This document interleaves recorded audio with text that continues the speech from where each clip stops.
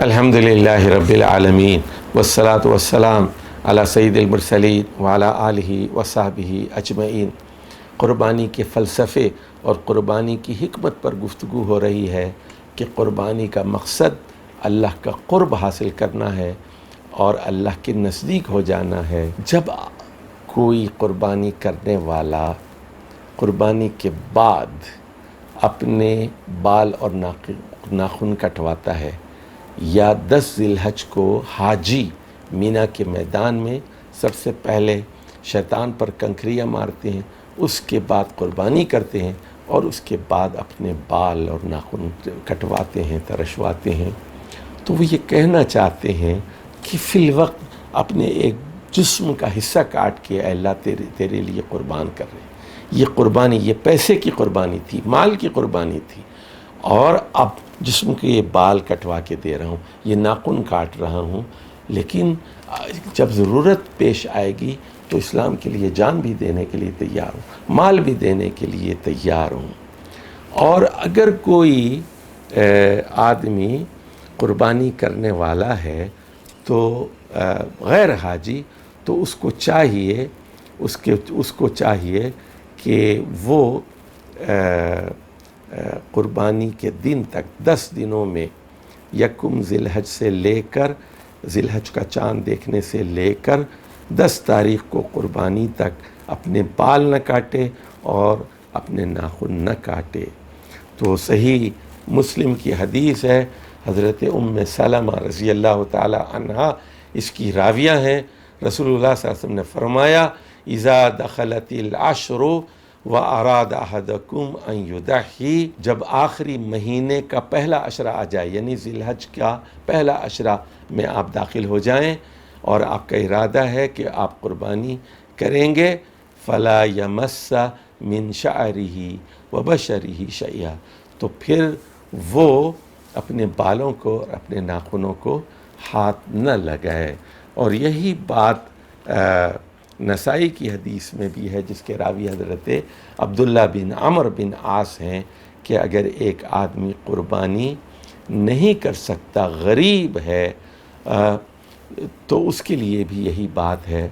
کہ ایک آدمی نے کہا کہ میرے پاس صرف ایک بکری ہے دودھ دینے والی، ظاہر ہے کہ گھر کی ضروریات کے لیے دودھ چاہیے، ایک ہی بکری ہے، کیا میں اس کی قربانی کروں؟ تو رسول اللہ صلی اللہ علیہ وسلم نے فرمایا لا، قربانی مت کرو، ولیکن تأخذ من شعرک و اصفارک، تو 4 چیزیں بتائی، بلکہ تم یہ کام کرو، نمبر 1، اپنے عید کے دن 10 تاریخ کو اپنے بال جو ہے وہ کتروا لو، و اسفارک، ناخن کتروا لو، و تقص شاربک، اور اپنی مونچھیں وہ چھوٹی کرا لو، اور و تحلق عانتک، اور زیر ناف اپنے بال صاف کر لو، فتلک تمام اضحیتک عند اللہ، تو اللہ کے نزدیک یہ تمہاری پوری قربانی شمار کی جائے گی۔ یعنی غریب آدمی بھی قربانی کا پورا ثواب حاصل کر سکتا ہے اگر وہ قربانی کے دن بال کٹوا لے، ناخن تراش لے، اور مونچھیں چھوٹی کرا لے، اور زیر ناف بال صاف کرا لے۔ تو دیکھیے، قربانی کی روح اصل میں یہی ہے کہ اخلاص کے ساتھ اللہ نے جو وسائل ہمیں دیے ہیں وہ اللہ کی راہ میں خرچ کر دیے جائیں، اور نیت کا صحیح ہونا یہ شرط اول ہے، اور یہ دین قربانی کا مطالبہ کرتا ہے، اور اسی طرح ہم اللہ کا تقرب حاصل کر سکتے ہیں